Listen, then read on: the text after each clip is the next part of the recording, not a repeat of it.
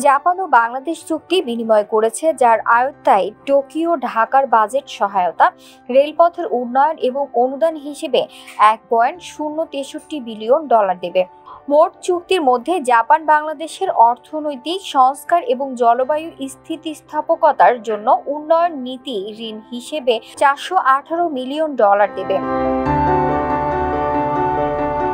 Joydebpur ঈশ্বরদীকে dual gauge double রেলপথে উন্নীত করার জন্য টোকিও $661 মিলিয়ন এবং বৃদ্ধির জন্য অনুদান হিসেবে আরও $4.2 মিলিয়ন ঋণ দেবে।